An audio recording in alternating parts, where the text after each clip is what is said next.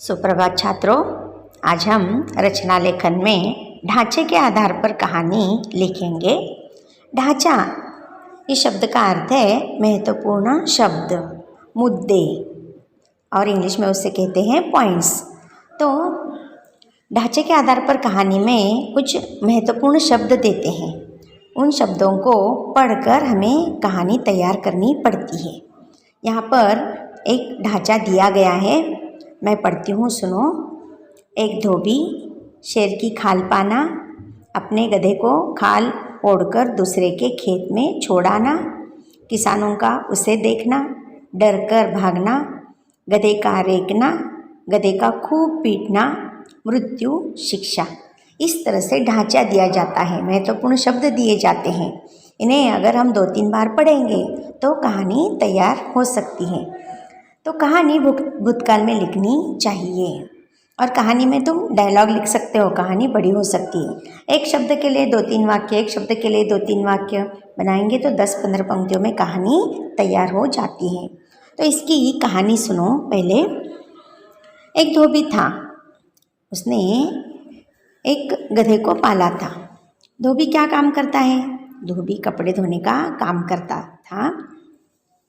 तो वह अपने गधे पर कपड़े लाद कर नदी पर ले जाया करता था। कपड़े भरपूर गट्ठर में बांधकर ले जाया करता था। नदी पर धोने के बाद, सुखाने के बाद फिर उसी गधे पर लाद कर ले आया करता था। काम तो बहुत करा के लेता था गधे से, लेकिन उसे खाना भरपूर नहीं देता था, थोड़ा ही घास डालता था। ऐसे एक दिन वो नदी पर से कपड़े धोकर सुखाकर लेकर आ रहा था, तो उसने नदी के थोड़ी दूरी अंतर पर खेत के किनारे एक उसे शेर की खाल दिखाई दी। खाल यानी ऊपर का चमड़ा। तो धोबी ने क्या किया, उस खाल को लेकर घर आया और उसने अपने गधे पर ओढ़ा दिया। अब वो गधा शेर की तरह दिखने लगा था। और दूसरे दिन उसने क्या कर दिया कि एक किसान के खेत में चरने के लिए छोड़ दिया गधे को। गधा भी बड़ा खुश हुआ, उसे हरी भरी घास खाने को मिलने लगी और भरपूर खाने लगा। आज इसके खेत में, कल उसके खेत में, इस तरह से वो सबके खेत उजाड़ रहा था। उजाड़ना यानी बर्बाद करना। इधर गांव के किसान परेशान हो गए, शेर घुस आया है गांव में, हमारी खेती बर्बाद कर रहा है, क्या करना चाहिए, इस चिंता में वे डूबे रहे। किसान खेत में काम भी नहीं कर सकते थे, क्योंकि ये शेर की खाल ओढ़ा हुआ गधा जो उनकी खेती बर्बाद कर रहा था, वे घर से बाहर नहीं निकलते थे। अगर शेर ने हमला किया, खा डाला तो क्या करे। इस तरह से सभी किसान गांव के परेशान थे। एक दिन क्या हुआ, ऐसे ही वो गधा एक किसान की खेती में चर रहा था, और चरते चरते उसने देखा सामने और एक गधा उसे दिखाई दिया। उसे देखते के साथ ही इसे बड़ी खुशी हुई और वो रेंकने लगा। जैसे वो रेंकने लगा, गांव वालों ने देखा कि अरे असली शेर नहीं है, शेर की खाल पहना हुआ गधा है। सभी किसानों ने जमकर पिटाई की और उसी में उसकी मृत्यु हो गई। तो इस ढांचे को देखकर हमें कहानी लिखनी है। पहले इसे शीर्षक देना चाहिए। क्या शीर्षक दोगे? इसे शीर्षक हम देंगे मूर्ख धोबी। मूर्ख धोबी, यह शीर्षक देकर हम यह कहानी लिखेंगे, समझे? कहानी 3 या 4 परिच्छेदों में लिखनी चाहिए और कहानी भूतकाल में लिखनी चाहिए। पहला परिच्छेद, एक गांव में एक धोबी रहता था। उसके पास एक गधा था। उसी पर कपड़े लादकर नदी पर जाता और शाम को धुले हुए कपड़े गधे पर रखकर लाता। इस तरह गधा सुबह शाम बहुत परिश्रम करता था, पर धोबी उसे पूरा खाना नहीं देता था। अगला परिच्छेद देखेंगे। एक दिन धोबी को कहीं से शेर की खाल मिल गई। खाल यानी चमड़ी। उसे पाकर वह फूला न समाया, बहुत खुश हुआ। उसने वह खाल गधे को पहना दी और उसे एक किसान के खेत में छोड़ दिया। गधे को घास चरने में मज़ा आ गया। किसान ने देखा कि उसके खेत में शेर घुस गया है तो वह डर के मारे भाग गया। कई दिनों तक गधा आराम से घास खाता और किसान लोग परेशान थे। इधर धोबी भी खुश था क्योंकि गधे को घास नहीं खिलानी पड़ती थी। एक दिन शेर की खाल वाले गधे ने दूर एक दूसरे गधे को देखा तो वह खुश हो गया और जोर जोर से रेंकने लगा। इसे सुनकर किसान समझ गए कि यह शेर नहीं गधा है। गधे की खूब पिटाई हुई। गधा अंत में मर गया। इस कहानी से हमें क्या सीख मिलती है? शिक्षा, बुरे काम का बुरा फल ही मिलता है। अगर हम बुरा काम करेंगे तो उसका नतीजा हमारे साथ बुरा ही हो जाता है। इसीलिए हमें अच्छा काम करना चाहिए, अच्छा सोचना चाहिए, अच्छा काम करना चाहिए तो हमारा भी अच्छा होता है। यह कहानी पढ़ते पढ़ते सुंदर अक्षरों में निबंध सेक्शन में लिखो। पहले ढांचा लिखो, बाद में कहानी लिखो। चित्र निरीक्षण करो छात्रों।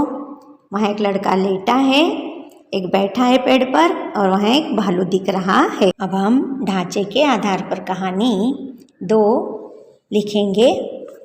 यहाँ ढांचा दिया है। 2 मित्र डैश डैश, संकट में सहायता का वचन डैश डैश, जंगल में जाना डैश डैश, भालू का आना डैश डैश, एक का पेड़ पर चढ़ना डैश डैश, दूसरे का जमीन पर सो जाना डैश डैश, भालू का पास आना डैश डैश, सूंघना डैश डैश, मरा हुआ समझना डैश डैश, पहले का नीचे उतरना डैश डैश, पूछना डैश डैश, भालू ने कान में क्या कहा डैश डैश, उत्तर डैश डैश, शिक्षा यानी सीख। यह कहानी तुम्हें मालूम है? कहानी सुनो। 2 मित्र थे, एक का नाम राम था और दूसरे का नाम श्याम था। वे पक्के दोस्त थे। उन्होंने एक दूसरे से वादा किया था कि हम सदा साथ रहेंगे। वे साथ में खेलते थे, साथ में खाते थे, साथ में पीते थे। एक दिन ऐसे ही वे जंगल में घूमने गए और बातों बातों में उन्हें पता ही नहीं चला जंगल में वे अंदर अंदर अंदर चले गए, क्योंकि चारों ओर पेड़ पौधे, हरियाली, पक्षियों की मधुर आवाज़, ये सब कुछ देखकर उन्हें पता ही नहीं चला कि वे कब घने जंगल में पहुँचे हैं। सामने एक भालू को आते हुए श्याम ने देखा। देखते के साथ ही वह पेड़ पर चढ़ गया। भालू पास आ रहा था। राम ने देखा कि श्याम पेड़ पर क्यों चढ़ा और उसने भी देखा सामने भालू आ ही रहा था उसकी तरफ। तो झट से राम ने क्या किया, वहीं पर जमीन पर लेट गया। भालू पास आया और उसे सूंघने लगा। राम अपनी सांस रोककर लेटा था। भालू को लगा कि यह आदमी तो मरा हुआ है। वो वहाँ से चला गया। थोड़ी देर के बाद राम उठ बैठा और श्याम ऊपर से पेड़ पर से नीचे उतर कर आया और राम से श्याम ने पूछा, अरे भालू ने तुम्हारे कान में क्या कहा? तो राम ने जवाब दिया कि उसने कहा स्वार्थी मित्रों से दूर रहना चाहिए। बराबर है ना छात्रों? जब श्याम ने देखा था, बोलना तो था, अरे भालू आ रहा है चलो, ऐसा कुछ तो बोलना था। बिना बताए खुद पेड़ पर चढ़ गया। तो इस कहानी से हमें क्या सीख मिलती है? सच्चे मित्र की पहचान मुसीबत में ही होती है। समझे? यह कहानी अब हम लिखेंगे। कहानी को शीर्षक देना चाहिए। 2 या 3 शब्दों में ही शीर्षक देना चाहिए। तो इसे हम शीर्षक देंगे स्वार्थी मित्र और उसे अंडरलाइन करना। अब 3 या 4 परिच्छेदों में यह कहानी लिखेंगे। पहला परिच्छेद, राम और श्याम पक्के दोस्त थे। उन्होंने आपस में वचन दिया था कि वे हमेशा एक दूसरे की मदद करेंगे। एक दिन वे जंगल की तरफ घूमने गए और उन्हें पता ही नहीं चला कि वे घने जंगल में दूर तक चले गए हैं। चारों तरफ पेड़ पौधे, हरियाली और पंछियों की मधुर आवाज़ में वे इतने खो गए कि अचानक सामने से आते हुए रीछ यानी भालू को देखकर वे चौंक उठे। अब क्या किया जाए? रामू अचानक जमीन पर सांस रोके हुए लेट गया।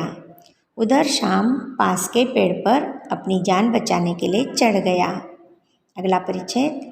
भालू राम के पास आया और उसे सूंघने लगा।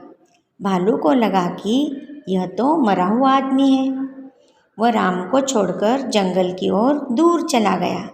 अब श्याम पेड़ से उतरा और राम से पूछा कि भालू आकर तुम्हारे कान में क्या कह रहा था? राम ने कहा, भालू ने कान में कहा कि स्वार्थी मित्रों से दूर रहा कर। यह सुनकर श्याम अपने स्वार्थ पर लज्जित हो गया। सीख, इस कहानी से क्या सीख मिलती है? सच्चे मित्र की पहचान मुसीबत में ही होती है। इसमें एक करेक्शन करना है। पूछा कि पहली चाहिए, कहा कि पहली चाहिए, उतना करेक्शन करो। और यह कहानी भी निबंध सेक्शन में ढांचा लिखो, शीर्षक लिखो, कहानी लिखो और सीख लिखो। परीक्षा में शीर्षक लिखना, कहानी लिखना और सीख लिखना, ढांचे को लिखना नहीं परीक्षा में, समझे? ठीक है। अब हम व्याकरण का और एक टॉपिक देखेंगे, लिंग। लिंग को इंग्लिश में जेंडर कहते हैं। नीचे कुछ वाक्य दिए हैं, पढ़ेंगे पहले। अ विभाग में पहला वाक्य, बालक खेलता है। ब विभाग में देखो, बालिका खेलती है। दूसरा, मोर नाचता है, मोरनी नाचती है। चाचा जी हंस रहे हैं, चाची जी हंस रही हैं। सोनार गहने बना रहा है, सोनारिन गहने बना रही है। तो ऊपर के वाक्य में बालक, मोर, चाचा जी, सोनार ये शब्द एक जाति को सूचित करते हैं और दूसरे वर्ग में बालिका, मोरनी, चाची जी, सोनारिन ये स्त्री जाति को सूचित करते हैं। अ विभाग के जो शब्द है बालक, मोर, चाचा जी, सोनार ये पुरुष जाति को सूचित करते हैं, इसलिए इन्हें पुल्लिंग कहा जाता है। और ब विभाग के बालिका, मोरनी, चाची जी, सोनारिन ये स्त्री जाति को सूचित करते हैं, इसलिए इन्हें स्त्रीलिंग कहा जाता है। तो हमारे हिंदी में लिंग किसे कहते हैं? पुरुष जाति या स्त्री जाति के शब्दों को लिंग कहते हैं। और हमारे हिंदी में लिंग के दो ही भेद हैं, एक तो शब्द पुल्लिंग का होता, नहीं तो स्त्रीलिंग का होता।